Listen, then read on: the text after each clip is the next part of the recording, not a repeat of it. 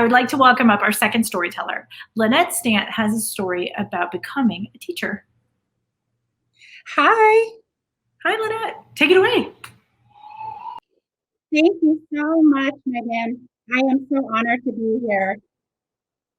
Becoming a teacher was something I knew I wanted to do a really long time ago. And it starts with my grandmother's hands. My paternal grandmother did not attend school. She did not speak English. She never learned how to write her name or converse in any type of way other than our traditional language. So I knew this by second grade that writing your name was so important. Every month, my dad and I would drive my grandmother to the trading post so that she could sign her Social Security check. And as we would enter the trading post, the trader would take out his ink pad and she would walk up and she would put her thumb on the ink pad and stamp her check. And that was her signature. Well, as a second grader, I really wanted my grandmother to know how to write her name. So I did what my teachers were doing. I made worksheets. I made little dots on a piece of paper that spelled out her name, Mary. And every day when I would come home from school, I would take her soft brown hand into mine and I would gently guide her hand over those dots that spelled Mary. So this went on for a couple of months until her next check came. And I went with my father to the trading post, and we walked into the trading post, and the trader took out his ink pad, and my grandmother said to my father in Navajo, "I want a pen." And my dad smiled, and he took the pen out from his shirt pocket, and he handed it to her. And very gently and very tenderly, she wrote out her name, Mary, for the very first time. And the trader smiled at her and he accepted her signature and cashed her check. And I remember standing there as a second grader, just filled with immense pride that my grandmother had learned how to write her name. This feeling has been with me as a teacher for many, many years. Just recently, I had a student named James. And James was a student who wasn't prepared for school every day. He was being raised by whoever was at home. He would come to school on the 9th day, because at 10 days you were dropped from our attendance, and he would come in on the 9th day. But again, he wasn't ready for school.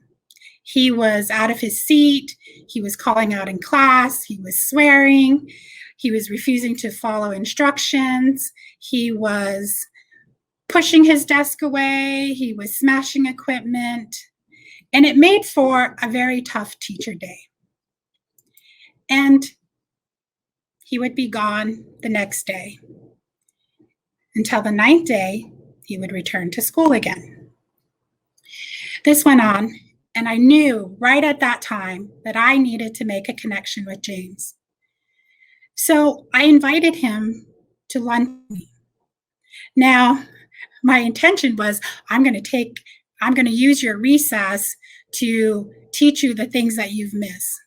But what James did was he taught me a lot about teaching instead. He went to get his tray. He arrived at my door. He said, Miss Charlie, I'm here for lunch. I was Miss Charlie at the time. And he came in and we sat down at the computer tables. And I introduced him to the Hour of Code webpage. And I knew that he would love this website because what I knew about James was he had a brilliant mathematical mind. He was very methodical in how he moved through his mathematical day. And sure enough, he took to that webpage with ease. Within minutes, he was completing just these small coding tasks. And believe it or not, his attendance improved. His behavior didn't improve. I mean, he still arrived to school and made our mornings tough, but every day he would show up for lunch. And then one day, I asked James, I said, you know, I am so glad you're coming to school more often, but I see that our mornings are still tough. They're tough for you, they're tough for me, but yet you still want to have lunch with me. Why? And he stopped coding because he was typing and he was, really into what he was doing, and he stopped. And he turned and he looked at me and he said, it's because you cut my apples. No one's ever cut apples for me. And in that moment, my teacher heart went back to this second grade student that I was, teaching my grandmother how to write her name. And I was filled with such immense pride at James' vulnerability to share that with me. Teaching isn't about content, it's about connection. And I am so honored to have made that connection with James during lunch with a simple apple. Thank you.